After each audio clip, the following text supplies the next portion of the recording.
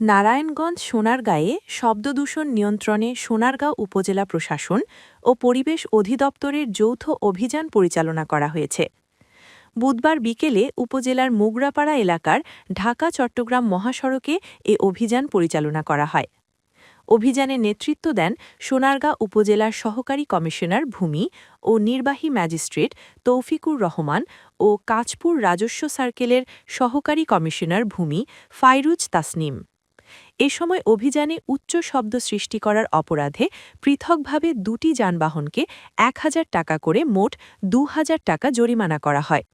অভিযানে সোনারগাঁ থানা পুলিশ এবং পরিবেশ অধিদপ্তর নারায়ণগঞ্জ জেলা কার্যালয়ের কর্মকর্তারা উপস্থিত ছিলেন। পরিবেশ অধিদপ্তরের সহকারী পরিচালক মোহাম্মদ হুজ্জাতুল ইসলাম প্রসিকিউশন প্রদান করেন। এ সময় পরিবেশ সুরক্ষায় এবং শব্দদূষণ রোধে সকল প্রকার যানবাহন চালককে সচেতন হওয়ার আহ্বান জানানো হয়েছে। সেই সাথে ভবিষ্যতে কেউ এই ধরনের আইন লঙ্ঘন করলে তাদের বিরুদ্ধে আরও কঠোর ব্যবস্থা নেওয়া হবে বলে জানানো হয়।